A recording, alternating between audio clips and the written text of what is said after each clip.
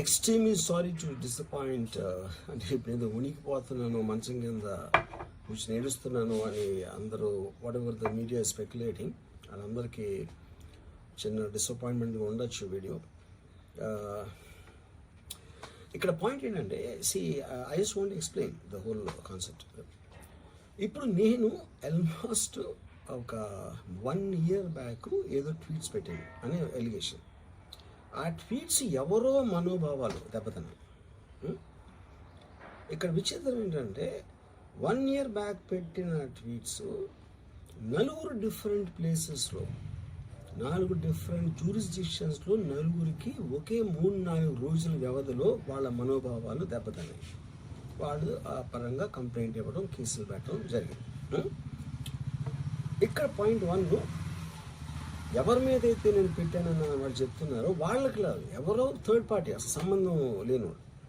So ఆ కాంటెక్స్లో అసలు ఈ కేసు ఎలాగా, ఈ సెక్షన్స్ ఎలా వర్తిస్తాయి అనేది అప్పుడు ఆబ్వియస్గా నాకు వచ్చే అనుమానం కానీ, నాకు కానీ నా మనుషులు కానీ, ఇది ఒక పర్సిక్యూషన్ చేయటానికి ఒక పద్ధతి ప్రకారం ఉన్న ఎలవబుల్ లాస్ని వాడుతున్నారా, లేకపోతే ఇప్పుడు వరల్డ్ ఓవర్ ఒక ఫినామినా ఏం జరుగుతుందంటే, పొలిటికల్ పార్టీస్ వాళ్ళు they are weaponizing the systems of the police. అది అమెరికాలో జరుగుతుంది, యూరోప్లో జరుగుతుంది, ఇక్కడ కూడా జరుగుతుంది.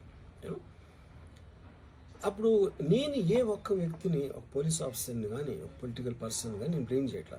I think it happens in certain ఒక ఏమంటారు దాన్ని, ఒక వే.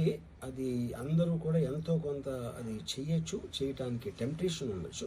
But eventually there is the law of the land which will take the final call. So అది that I completely agree, believe in that and I abide by that as a citizen.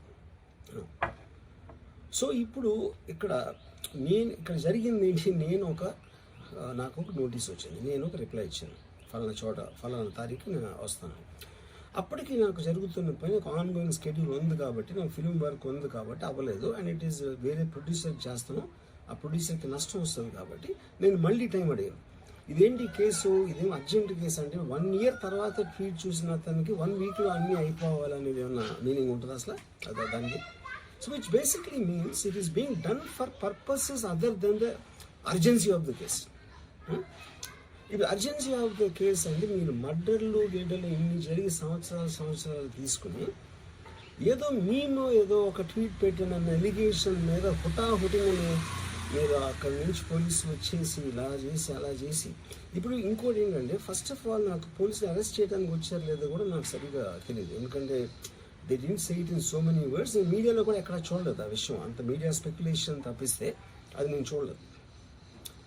But ఇందాక నేను చెప్పిన కారణాల వలన కోయిన్సిడెంటల్గా వేరే వాళ్ళు అన్ని చోట్ల నుంచి వచ్చేస్తున్నారు అది ఇది అన్నప్పుడు, ఐ డోంట్ వాంట్ నా టైం వేస్ట్, నా వర్క్ వేస్ట్, నా వర్క్ ప్రెషర్ ఉన్న దాని వలన I wanted to take the assistance of the judicial, because that is the final say in a democratic system కాబట్టి. సో అది దానికోసం దిస్ ఈజ్ వాట్ హ్యాపెన్. ఇప్పుడు ఇక్కడ ముఖ్యంగా మనం గమనించాల్సింది ఏంటంటే, ఇప్పుడు ఏదో ఒక ట్వీట్ పెట్టాడు, లేకపోతే ఒక మీము, ఒక కార్టూను, ఒక జోకో, లేకపోతే ఒక హార్డ్ ఒపీనియన్, దానికోసం కేసులు పెట్టే ఆస్పెక్ట్ అనేది సీరియస్గా తీసుకుంటే 100 కోట్ల ఇండియన్ జనాభాలో నాకు తెలిసి 50 lakhs మీద కేసులు పెట్టాలి. ఆ ప్రకారం అయితే అందరూ చేసేది పొద్దున్న లెగిస్తే మనం ఒపీనియన్లు ఇస్తూ ఉంటాం సోషల్ మీడియాలో.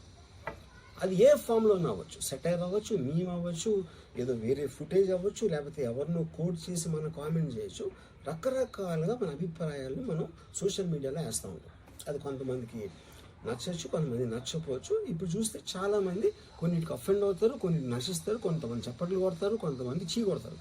That is a process of the conversation which happens in the social media. అలాగే నా మీద కూడా చాలా నీచంగా కామెంట్ చేస్తారు, కానీ దాని గురించి నేను ఎప్పుడు అనలేదు. Because I know it is a part of the eco system of the social media. అది లేకపోతే సోషల్ మీడియాకి మీనింగ్ లేదు. ఫస్ట్ ఆఫ్ ఆల్ మీనింగ్ ఉండాలి అని మనం ఒకవేళ అనుకుంటే అప్పుడు దానికి పాలసీ చేయాలి. ఇప్పుడు ఎగ్జిస్టింగ్ థింగ్స్ సరిపోవు కాబట్టి ఏది చేయకూడదు, ఏది చెయ్యాలి అని ఖచ్చితమైన క్లారిటీతో వచ్చినప్పుడు అది ఆటోమేటిక్గా లా ఆఫ్ ద ల్యాండ్ అయిపోతుంది. Then it becomes easy for everyone.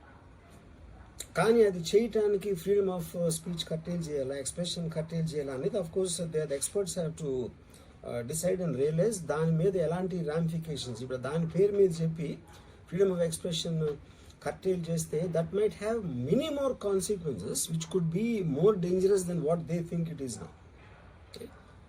So again I want to say, నేను ఎవరిని బ్లేమ్ చేయలేదు. ఇప్పుడు ఒక పర్టికులర్ పర్సన్ హైపోథెటికల్గా ఉన్నాను అనుకున్నాం, నా మీద ఒక చేసి నన్ను హ్యాష్ చేయడానికి ఒపీనియన్ పవర్లో ఉన్న అతను చేస్తున్నాడు అనుకున్నాం. అంటే తప్పేంటి, ఇప్పుడు హెరాస్ చేసే పవర్ లేకపోతే పవర్లో రావడానికి ఎందుకు అసలు ఏదైనా చేయటానికి? So like wise social media అనే మాధ్యమం నా దగ్గర ఉంది కాబట్టి, నాకు ఎన్నో కొన్ని ఫాలోవర్స్ ఉన్నారు కాబట్టి వాళ్ళకి రీచ్ అవ్వడానికి నేను చేస్తాను, అలాగే వాళ్ళు చేస్తారు. కానీ నన్ను కానీ తనను కానీ అందరినీ ఫైనల్గా జడ్జ్ చేసేది judiciary. That is the whole point. మీకున్న ఒక నాన్ క్లారిటీ ప్రాసెస్లో వాట్ ఈజ్ టూ మచ్ అనేది ఎవరు చెప్తారు, ఎప్పుడు చెప్తారు, ఎలా చెప్తారో అది ఎక్కడ రాసి ఉంది. ఆ క్లారిటీ అది లేనప్పుడు ఆటోమేటిక్గా this will keep on happening, you know. So I case కింద ఒక మొత్తం social media almost 90% of them they will be liable for cases to will put. ఏంటంటే పొద్దున్న లేస్తే అందరూ చేసేది అదే, ఎవరో ఒకరిని తిట్టడం, ఎవరో ఒకరిని ఇది చేయడం, ఎవరో ఒకరి మీద ఒపీనియన్ ఇవ్వడం, ఎవరో ఒకరి పర్సనల్ లైఫ్లోకి వెళ్ళిపోవడం. అది తప్పిస్తే సోషల్ మీడియాలో ఇంకేం చేస్తారు అసలు? సో ఇప్పుడు వాళ్ళందరి మీద పెట్టాలి అంటే అక్కడ ఎలా అంత ఉంటుంది?